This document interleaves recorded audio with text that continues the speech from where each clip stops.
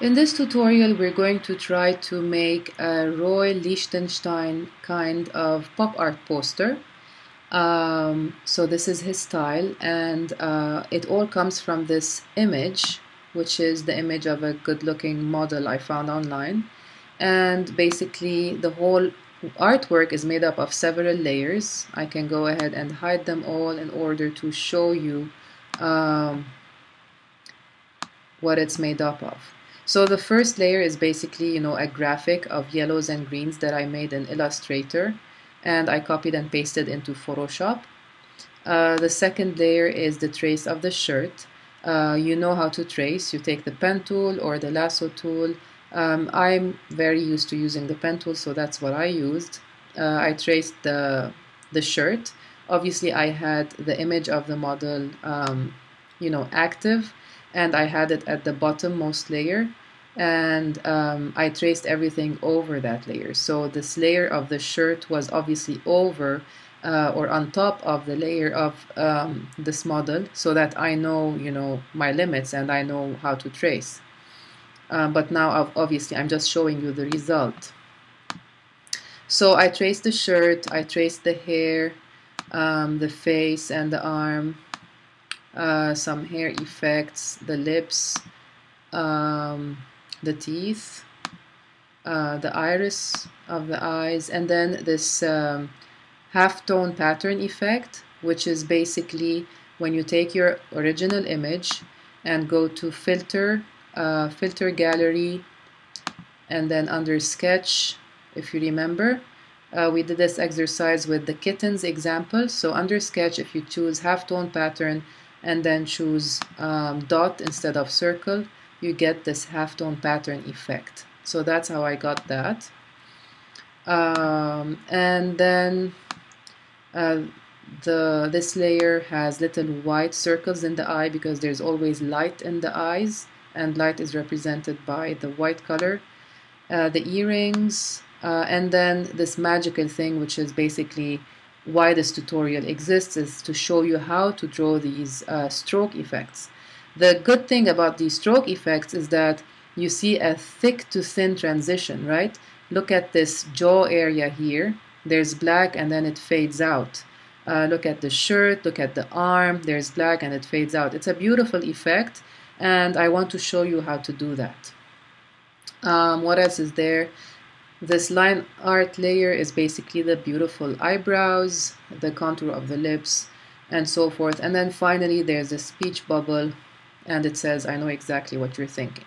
So let me show you how to draw this stroke effect. I duplicated this file, and it's right here. It's exactly the same file. I just deleted the contour of the lips from here so that I go ahead and draw it with you guys. So what I want to do is create a new layer. I already have done that, and I call it lip contour. It's an empty layer, so go ahead and do that as well if you're working along with the tutorial. And then select the black color from your panel. And then hit B to go to the brush tool. And let's select a small brush, because these strokes are very thin strokes. We don't need a big brush. So something like 3 pixels. Right, I just entered the value 3 pixels right here. You can also use the slider. Works. Okay, and then let's hover over this section, which is basically the section toggle the brush panel. So while I'm on the brush tool, I want to click on toggle the brush panel, and the panel opens. I want to click on shape dynamics, and where it says control, there's a drop down. So there's off, fade, pen pressure, tilt, and a stylus wheel. I want to select fade in this case. So each one has a certain effect. Off doesn't fade the edges for you. Fade will fade the edges for you, and you can control how much by entering a value right here. Pen pressure will create the effect that you can see right here on the arm, where there's a faded and then a full and then a faded effect. So that's another beautiful effect. pen tilt is similar to pen pressure, but then the tilt of the pen is, so basically the pen is tilted, so there could be thicker edges. And the stylus wheel is also similar to fade, but I'm going to choose fade now and choose a high value like 98 or so. Okay, I'm choosing this value and I'm seeing the preview right here. Okay, so I'm done. I can exit this panel now, and I can zoom in and make sure I'm on my lip contour layer, and now take the pen tool and trace over this lip. So click once, release, click here and drag to make the curve. Click here, oops. Okay, I can fix this. I'm holding down the Alt key to fix this curve.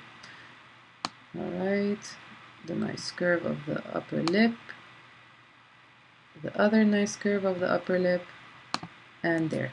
So what did I trace? I just traced the upper part of the upper lip. And now, while I'm still on the pen tool, I'm going to click on this vector point. Actually, it's an anchor point, sorry. So control click on this anchor point. So hold down the control key and click, and then this drop down opens. What you need is stroke path. So you're telling Photoshop, I need to stroke the path that I just drew. So select that, and from this drop down, obviously, what do you need? We need the brush because we want to apply a color on this path, and then hit OK. And as you can see, the black stroke got applied, but it's fading because that's the option we chose in the toggle the brush panel.